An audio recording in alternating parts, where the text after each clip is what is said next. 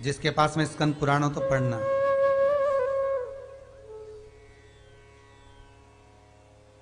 स्कंद पुराण का कौमार्य खंड और 126 नंबर का पृष्ठ, गीता प्रेस गोरखपुर की स्कंद पुराण को पढ़ना और उसका 126 नंबर का पेज निकालना, 126 नंबर का पृष्ठ निकालिए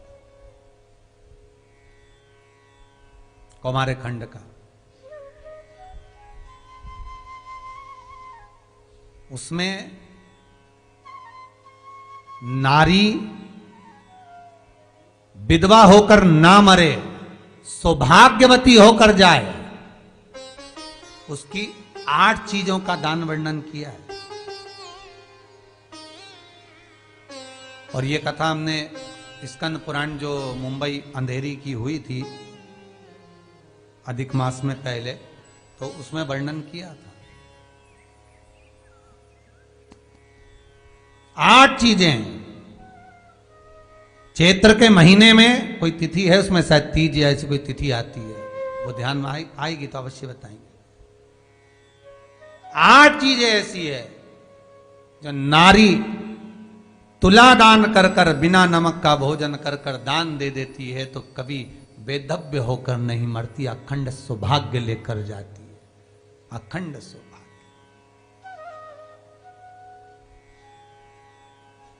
कल कथा में उसका व्याख्यान लेंगे अगर ध्यान में आ गया तो। महाराज,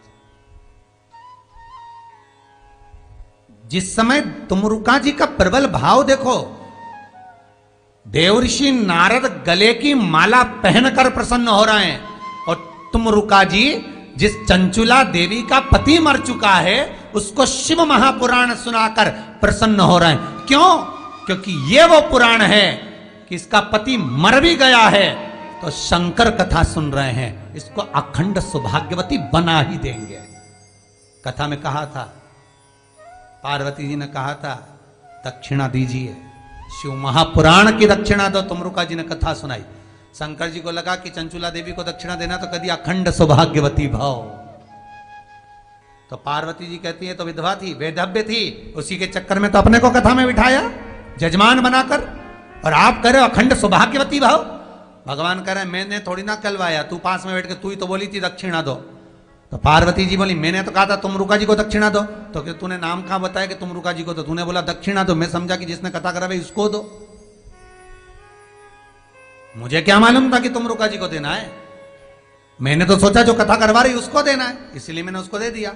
अरे वाह, विधवा है, वेधव्य है और तुम आशीर्वाद दे रहे हो सौभाग्यवती होने का, कहां से होगा? शंकर भगवान बोल रहे चिंता मत कर, कथा सुनकर उठेगी और मांग में सिंदूर भरा जाएगा। क्यों चिंता करती है?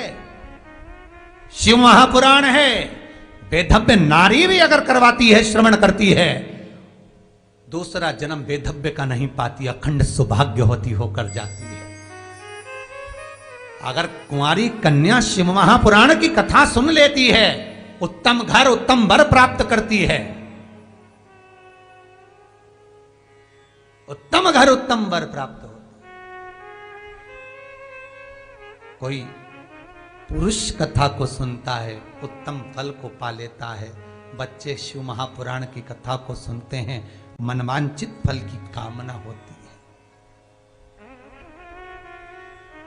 भिखारी से भिखारी, दर दर भटकने वाला भी अगर एक बार शंकर की कथा को दिल से, हृदय से, चित्त से, भाव से श्रवण कर ले, कुछ ना मांगे तो भी शिव दे देगा।